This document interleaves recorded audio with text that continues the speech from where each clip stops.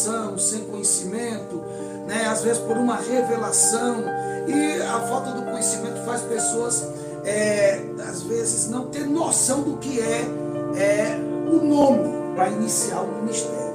A nossa igreja, ela tem nome, mas o nome dela é baseado na sua finalidade, no seu significado, por que ela nasceu.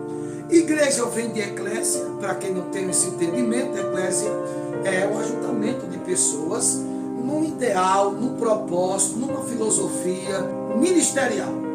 O nome ministerial é um nome que todo teólogo, toda pessoa que tem conhecimento, ele não pode deixar de colocar atrelado ao nome da igreja, né? Porque o ministerial é o sistema de governo. Toda igreja, ela, para ser aberta, ela precisa mostrar que sistema de governo ela é. Então, tem igrejas, para quem não tem entendimento, antigamente se colocava nome assim, para se descobrir, se saber como que a igreja se regia, quem batia o martelo, quem é o poder majoritário da igreja. Então, o nome congregacional. O nome congregacional é o sistema de governo. Quem bate o martelo ali é os membros, né? Quem resolve os problemas é os membros. Igreja presbiteriana, quem resolve, quem bate o martelo, o poder majoritário da igreja é os presbíteros, já não é mais os membros. A igreja Assembleia de Deus. Assembleia de Deus, o seu sistema de governo está no seu nome também. É a Assembleia, é os membros. E a igreja, que o seu sistema de governo é congregacional, é o membro que resolve no conjunto, então ela sofre. Porque no meio dos membros, o pastor tem que resolver pepitos, guerrinhas, briguinhas, aquelas coisas todas. Às vezes até intrigas. Intrigas. E já imaginou lançar uma questão de um adultério para membro? Às vezes o outro sabendo do problema do outro, então isso tem que ser muito poldado. Para isso existe o ministério, para cuidar das questões da igreja. E isso não foi observado por muitos teólogos. Você vê, a igreja católica, apostólica romana, está errado o sistema de governo. Porque o sistema de governo é episcopal. Que sistema de governo é esse? Nem é o membro que resolve, nem é o clero, nem o presbítero, mas é uma pessoa que está sobre ela o poder de decidir. Você vê que Jesus fala que quem é infalível é Ele. Ele é que é a pedra fundamental, Ele é que é insubstituível, mas o homem não. Por isso que é um erro gritante o sistema de governo ser episcopal, no que diz respeito ao poder decisório, majoritário, e também a substituição tanto do presidente como da diretoria por tempo indeterminado. Isso fere outro princípio bíblico do tempo de Deus para todas as coisas. Nosso sistema de governo é ministerial, porque nós diferenciamos o ministério da eclésia. A eclésia é a igreja, é o ajuntamento de pessoas, e o ministério, quem forma é Cristo quando a eclésia se junta.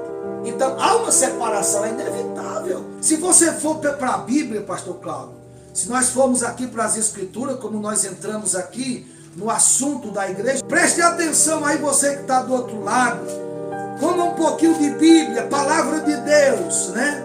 Você entender alguns problemas que ocorrem até na formação de certas igrejas, que está abrindo muita igreja. Muitas pessoas que estão abrindo igreja não têm noção do que é uma igreja. Sem base, né? Sem base, prematuro, quebrando o princípio. O ministério hoje é composto lá em Efésios. Paulo dá o entendimento sobre isso. É bom nós passarmos, que aqui está a informação, né? Aqui está a informação. O capítulo 4, versículo 11 de Efésios, está aqui o surgimento oficial do ministério, de forma que Paulo explica para nós esse acréscimo de ministérios, né, que se amplia para auxiliar o pastor, ao líder maior, né? Porque como começou com o apóstolo não é o pastor. O apóstolo é um enviado. Então ele é como Paulo. exemplo é Paulo. Ele estava ali por um tempo, implantando, representando o reino onde o reino ainda não estava. Logo após essa... O apóstolo ele seria um desbravador, né? Isso. Vai para romper. E a unção do apóstolo é para formar o pastor. Pastor. E o pastor é para ficar. E cuidar de uma região. É isso que se deve entender. O apostolado ainda existe. Ele ainda continua. É um assunto a mais. Ele continua. Esse ministério apostólico ainda continua. Né? Alguém imagina que depois dos 12 fechou ali. Mas não fechou. De forma ministerial, né? Ele continua, né? Existe a unção apostólica, ela existe. Os 12 têm uma especificidade, uma especificação. Mas a continuidade existe porque Paulo não está nos 12. Sim. Barnabé não está nos 12. Apolo não está nos 12.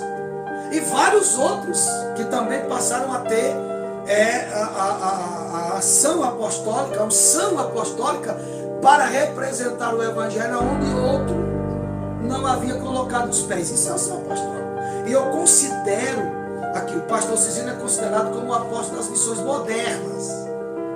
Porque muitos povos, muitos pastores, muitos locais estavam desabrigados, desfavorecidos. Então ele vem com o evangelho para dar suporte para que haja crescimento. E muitas regiões que ainda não chegou uma implantação de uma igreja, que não tem um pastor, que não tem ainda formação ministerial no local.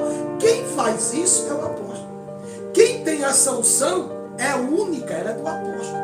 O apóstolo tem a característica de entrar no local e se vestir, se trajar como o povo ali, falar a mesma língua e ali conseguir infiltrar o evangelho, coisa essa que o pastor não consegue. Isso que é diferente da função do evangelista, né? Que a gente vai falar sobre todos os cargos, né?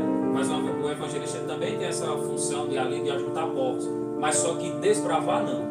Ele vai em um local que já está de certa maneira implantado, às vezes está... Ele é o auxiliar do pastor. Auxiliar do pastor, exatamente. Ele vai ali Esse é o ministério, para que o ministério venha se expandir. O apóstolo ele rompe fronteiras, ele transcende. E ele chega em lugares diferentes, culturas diferentes, roupas diferentes. E aí é uma nossa missão.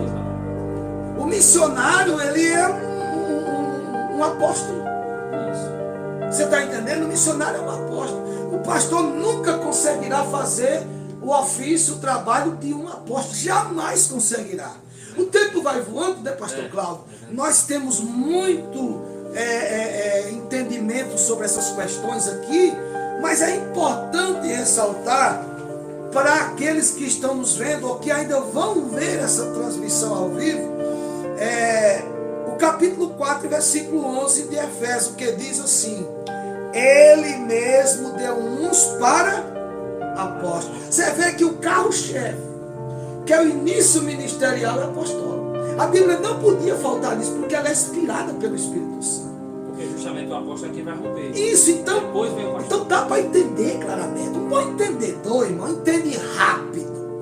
Não tem muita dificuldade de entender. A preocupação nossa hoje, o que eu vejo, é muitas igrejas sendo abertas com pessoas despreparadas, que não sabem os cargos.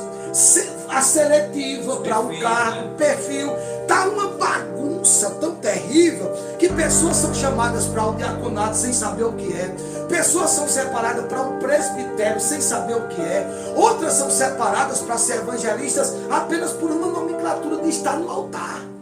Mas o ofício pelo qual esse ministério passou a existir, que é auxiliar o pastor, não se há entendimento disso. É apenas um desejo do poder. Chegando o dia do congresso, adoradores do rei, você é nosso convidado especial. Enquanto você ora, enquanto você adora, desço com livramento, com escape, com resposta. Se tem